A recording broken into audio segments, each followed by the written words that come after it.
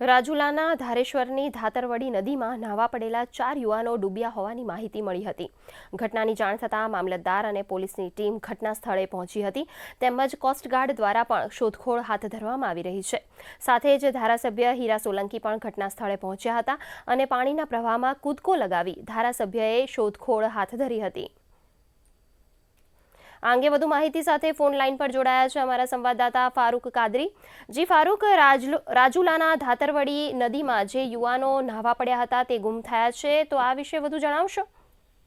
જણાવી દઉં કે રાજુલાના ધારેશ્વર નજીક આવેલ ધાતરવડી નદી છે ને, હાલ પાણીનો પ્રવાહ પણ વધુ પડતો હોય ને 4 જેટલા યુવકો છે તે ન્હાવા પડેલા હોવાની પ્રાથમિક વિગતો મળી હતી, પરંતુ માછલી પકડવા ગયા હોવાનું સ્થાનિક તંત્ર દ્વારા જણાવવામાં આવ્યું છે અને હાલમાં માછલી પકડવા ગયેલા 4 યુવકો પાણીમાં ગરકાવ થઈ જતા ફાયરની ટીમ, મામલતદાર અને પોલીસ પહોંચ્યા હતા, પરંતુ ધારાસભ્ય હીરા સોલંકીને જ્યારે ઘટનાની જાણ થતા તે પણ તાત્કાલિક પહોંચ્યા હતા અને પોતાના જીવની પરવા કર્યા વિના તાત્કાલિક તે કૂદી પડ્યા હતા અને લગભગ પોણી કલાક સુધી સમગ્ર આખા પાણીના પ્રવાહના અકસ્માતના પ્રવાહ વચ્ચે તેને યુવકોની શોધખોળ કરી હતી, પરંતુ અંધારું થવામાં આવતા હજી સુધી કોઈ યુવકોની શોધખોળનો પતો લાગ્યો નથી। પાણીનો પ્રવાહ એકદમ હજી પણ ચાલુ હોય એને કારણે હજી કોઈ ગરકાવ થઈ ગયેલા યુવકોનો પતો લાગ્યો નથી, પરંતુ વહીવટીતંત્ર હજી પણ ત્યાં સલામત સ્થળે ઊભું છે અને યુવકો અંગે થોડું પાણી ઉતરે બાદ વધુ શોધખોળ કરી શકે। હાલ કોઈ હજી સુધી 4 માંથી એક પણ યુવકનો પતો લાગ્યો નથી। 4 યુવકો એવી પૂજક સમાજના હોવાની વિગતો મળી રહી છે અને વહીવટીતંત્ર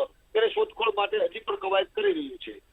જી, હાલ પાણીનો પ્રવાહ પણ વધુ હશે અને અંધારામાં પણ શોધખોળ કરવી મુશ્કેલ બની શકે એમ છે, તો આ યુવાનો કયા ગામના હતા અને કયા સમયે તેઓ પાણીમાં ન્હાવા પડ્યા હતા, જણાવી શકશો? આ લગભગ સાંજના 5:30 વાગે આસપાસની ઘટના ઘટી છે ને, જ્યારે બપોરના સમયે રાજુલાના બરફટાણા નજીક બરફટાણા ગામ છે ત્યાંના દેવી પૂજક સમાજના 3 સગા ભાઈઓ છે ને, એક તેમનો જમાઈ છે। આ 4 યુવકો છે ને, લગભગ 25 વર્ષના 3 યુવાનો ને એક 20 વર્ષનો યુવાનો, આ 4 યુવાનો માછલી પકડવા ગયા હોવાની પણ વિગતો મળી રહી છે। પ્રાથમિક કારણ છે કે ન્હાવા પડેલા કે માછલી પકડવા ગયેલા, પરંતુ 4 યુવકો હાલ પાણીના પ્રવાહમાં તણાઈને વયા ગયા હોય અને